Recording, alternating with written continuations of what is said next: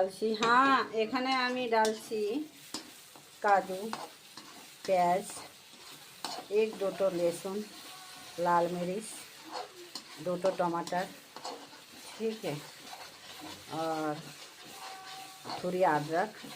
এখন আমি বানাতে যাচ্ছি রুই মাছের কালিয়া। পুরোটা দেখো, আমার ক্যামেরা নাই, এটা আমি পেঁয়াজটা ভাজছি ভালো মতো লাল লাল করে, ঠিক আছে। এটা আমি মাছটা ফ্রাই করে নিছি একদম লাল লাল করে, দেখাই যাচ্ছে হয়তো, ঠিক আছে। তো মশলাটা ভুনছি, দইটা নিছি, এটারে ভালো মতো ফেটবো আমি, ঠিক আছে। এখনও হয় নাই, হ্যাঁ আমি পারি না ভালো মতো ভিডিও বানাইতে, বুঝলে। আমি রান্নারই কাজ করি, বুঝলে। এখন মশলাটাকে ভুনছি, ভালো মতো ভুনা হবে, হ্যাঁ। তারপরে এখানে আমি গরম পানিটা ঢেলে দেবো, বুঝলে। মশলাটা ভুনা হয়ে গেছে মোটামুটি। এখন আমি এখানে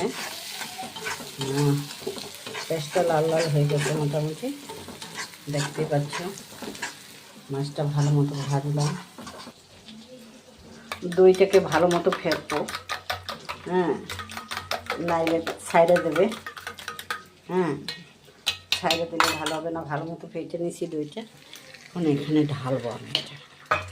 এখন আর খুন্তিটা নামান যাবে না, তাইলে খাইতে যাবে, বুঝলি।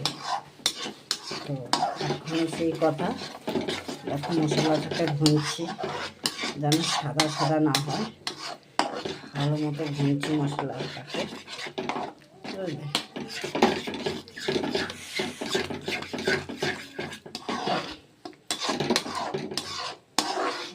এটা বানাচ্ছি আমি रोहू फिश का কালিয়া, বুঝলে।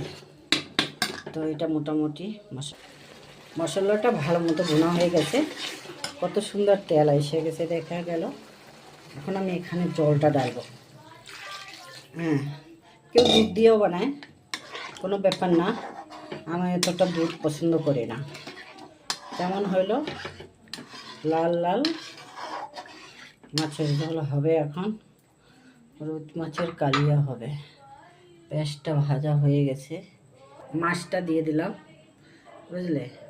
তো এখন উতলাবে, ভালো মতো উতলাচ্ছে, হ্যাঁ।